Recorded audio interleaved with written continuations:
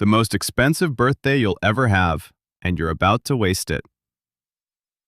Patricia had been a high school math teacher in Arizona for 32 years.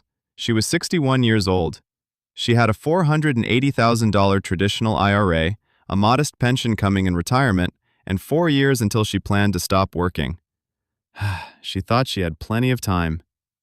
What nobody had told Patricia was that 61 is not just another year on the way to retirement. It is the most important tax year of her entire retirement, and she was spending it the same way most people do, waiting. By the time Patricia sat down with a retirement tax specialist at 63, 2 years had already passed. The specialist ran the numbers and showed her what those 2 years cost her. Because she had not done a single Roth conversion at 61 or 62, she had missed the lowest bracket window she would ever have again. Her Medicare premium at 65 was going to be higher because of income she recognized at 63 that she could have avoided. And her IRA was now larger, which meant her required minimum distribution starting at 73 would be larger too, pushing her into a higher bracket for the rest of her life. 2 years of waiting, one lifetime of consequence. If you are 61 right now or anywhere near it, what you're about to read could save you tens of thousands of dollars over the rest of your retirement. This information is for educational purposes only and is not tax or financial advice. Consult a qualified tax professional before making decisions about your specific situation. Why 61 is different from every other age. Most people think of retirement milestones as specific ages where something changes. 59-1-2 is when penalty-free IRA withdrawals begin. 62 is when Social Security eligibility opens. 65 is when Medicare begins. 73 is when required minimum distributions start. Every one of those ages has something attached to it. A rule that kicks in, a benefit that opens, a system that starts watching. 61 has none of those things attached to it, and that is exactly what makes it powerful. At 61, Social Security is not yet available, which means it is not yet a factor in any of your income calculations. At 61, the IRMAA 2-year look-back has not yet opened, which means income you recognize today will not affect your Medicare premiums when you enroll at 65. At 61, required minimum distributions are still 12 years away, which means you have full control over how much you withdraw and when. At 61, you are in the last year of complete financial silence, and most people spend it doing nothing. Here's the truth. In retirement planning, the most powerful moves are the ones you make by choice, not the ones you make by requirement. The IRS is very good at creating requirements. It is not good at reminding you about the opportunities that exist before those requirements begin. 61 is a year of pure opportunity. It is the last year before Social Security, Medicare, and RMDs begin overlapping and interfering with each other. The retirees who understand this use 61 aggressively, the ones who don't spend their retirement reacting to decisions they didn't realize they were making. What changes at 62, 63, and beyond? At age 62, Social Security enters every calculation. At 62, Social Security eligibility begins. Even if you don't claim, the IRS uses a formula called provisional income to determine how much of your Social Security benefit becomes taxable. The formula takes your adjusted gross income, adds any tax-exempt interest, and adds 50% of your annual Social Security benefit. That total is your provisional income. At 62 and beyond, every financial decision you make gets filtered through the question of how it will interact with your future Social Security income. A Roth conversion that would have been clean and simple at 61 now requires you to model its interaction with your projected Social Security benefit, your expected claiming age, and the provisional income formula. The math doesn't get easier, it gets layered. At age 63, the Medicare penalty window opens. At 63, Medicare enters the picture in a specific and very expensive way. IRMA, the income-related monthly adjustment amount, is a surcharge the federal government adds to Medicare Part B and Part D premiums when your income exceeds certain thresholds. The surcharge is based on your income from 2 years earlier. Your income at 63 determines your Medicare premium at 65. The 2026 ERME threshold for single filers is $106,000 of modified adjusted gross income. For married couples filing jointly, it is $212,000.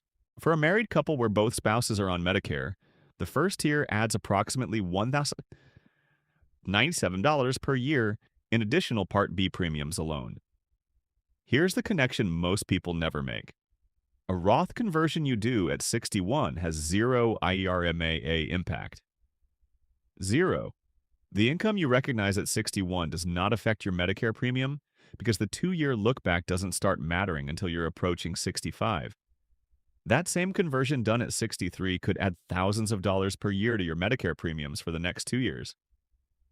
Same conversion. Same dollar amount. Completely different lifetime cost depending solely on which age you do it.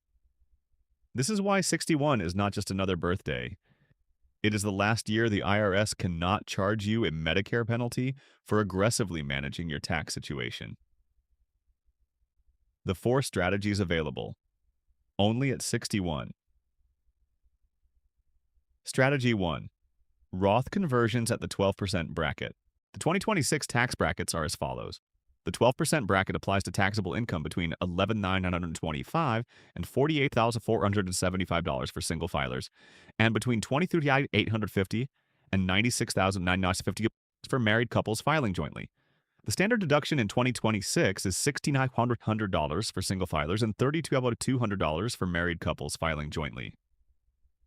This means a single filer with zero other income can convert up to $75 from a traditional IRA to a Roth IRA and pay only 12% federal tax on the entire converted amount. A married couple with zero other income can convert up to $129,50 and stay entirely within the 12% bracket. The 12% to 22% jump is a 10 percentage point cliff. On a $50,000 conversion, the difference between 12% and 22% is $5,000 in additional federal taxes. Over 10 years of conversions, that gap compounds into $50,000 or more. At 61, with no Social Security income, no pension yet, and no RMDs for more than a decade, your taxable income may be at its lowest point in your entire adult life. The bracket space available to you at 61 may never be this wide again.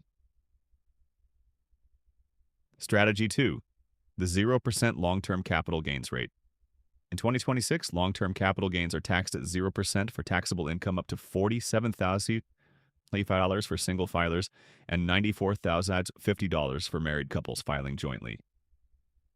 This means a married couple at 61 with $100,000 in a taxable brokerage account that has appreciated significantly can sell and harvest those gains at 0% federal tax, provided their total taxable income stays below $94,050. Here's a real example. Thomas and Carol bought index funds in 2001 for $20,000. Those funds are now worth $95,000. They have an unrealized gain of $75,000. If they sell in a year when their taxable income is below $94,050, the entire $75,000 gain is taxed at 0% federal rate. That is a tax bill they would have paid in any working year, easily $15,000 or more, reduced to nothing. After harvesting the gain at 0%, they can immediately reinvest, establishing a new cost basis at $90,000 instead of $20,000. Every future dollar of gain now starts from the higher basis. If you are doing Roth conversions at the same time, you need to coordinate carefully because every dollar of conversion raises your AGI and reduces the room available for 0% capital gains. But at 61, you have maximum flexibility to run this coordination because no other income systems are interfering. Strategy 3. ACA Marketplace Health Insurance Subsidy. Optimization. If you are 61 and retired or semi-retired and not yet on Medicare, you are in a 4-year window where your income level determines your access to subsidized health insurance through the ACA Marketplace. To qualify for premium tax credits in 2026, your household income must be between 100% and 400% of the federal poverty level. For a single person, 400% of the federal poverty level in 2026 is approximately $58,320. For a married couple, it is approximately $78,380. At age 61, premiums for unsubsidized coverage can run several hundred to over $1,000 per month per person, making subsidy eligibility financially significant. Every dollar of Roth conversion income counts toward your MAGI for ACA subsidy purposes. So at 61, you're managing a three-way coordination: Roth conversion income, capital gains harvesting, and ACA subsidy income management. This is complex but entirely doable at 61 when none of the other retirement systems are interfering. Strategy 4. Proactive income floor planning for the next 30 years. This is the strategy most people completely miss, and it is the one with the largest long-term dollar impact. Every dollar sitting in your traditional IRA today will eventually be forced out as a required minimum distribution starting at age 73. Your RMD is calculated by dividing your prior year account balance by a life expectancy factor from IRS tables.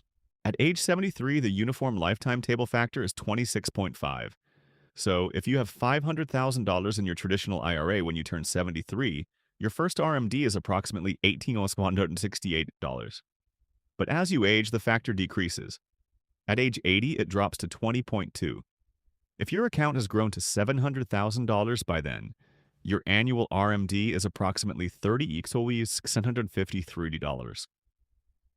That mandatory distribution stacks on top of your Social Security and pension, pushing more of your income into taxable territory every year. If the RMDs push your total income above the Social Security provisional income thresholds of $34,000 single or $44,000 for married couples filing jointly, up to 85% of your Social Security benefit becomes taxable on top of the RMD. Every dollar you convert from your traditional IRA at 61 reduces the balance subject to mandatory distributions at 73.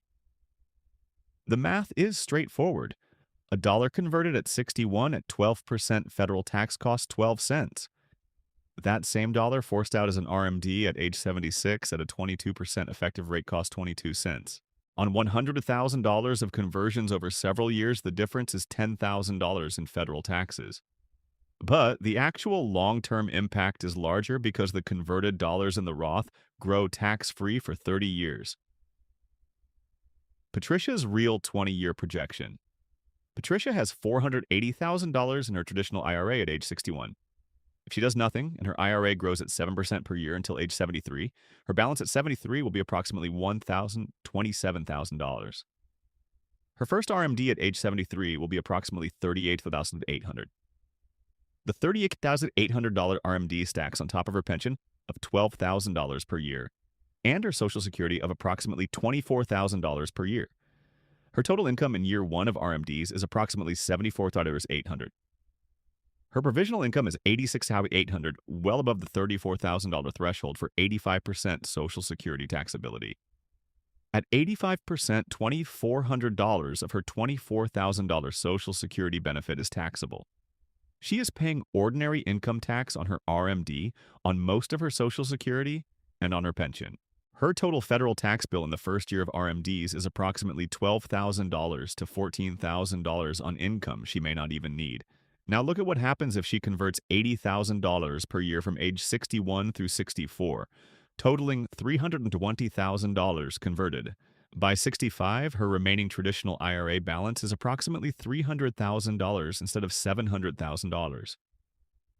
At age 73, her first RMD is now approximately $24,050 instead of $38,800. Her total income is lower. A smaller portion of her Social Security is taxable. And her Roth IRA, which received $320,000 in conversions starting at age 61, has grown to approximately $800,000 at age 73. Every dollar of that $800,000 is permanently tax-free.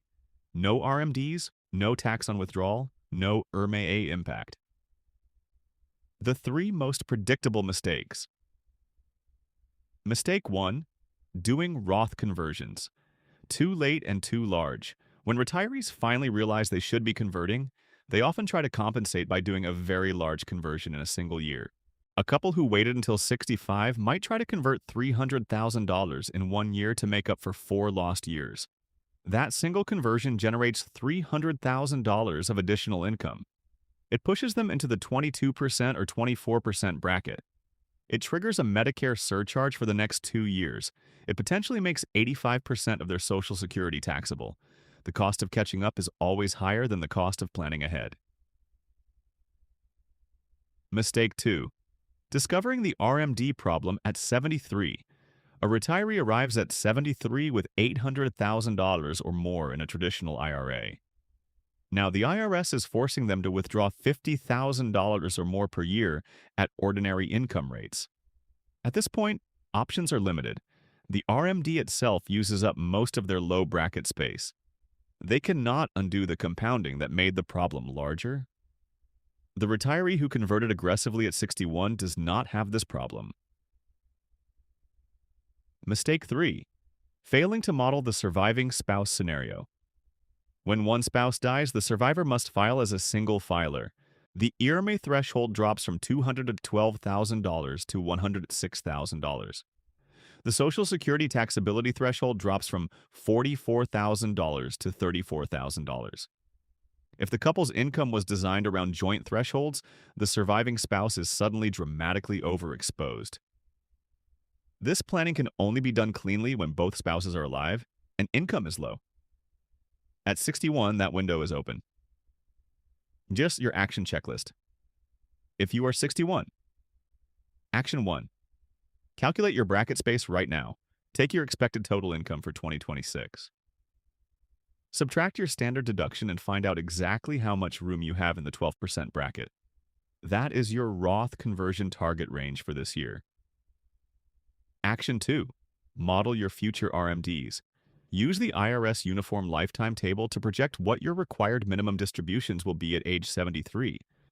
If that projected RMD plus your projected Social Security pushes your provisional income above the thresholds, you have a problem Roth conversions today can fix. Action 3. Check your IRMA exposure before 63. Confirm that the income you will recognize at 63 and 64 will not push your MAGI above the thresholds. Build your conversion schedule around those ceilings. Action 4. If managing income for ACA marketplace subsidies, calculate your threshold. Every dollar of Roth conversion counts toward that threshold. Action 5. Review every beneficiary designation on every retirement account you own. Beneficiary designations override your will. Confirm they align with your actual estate intentions.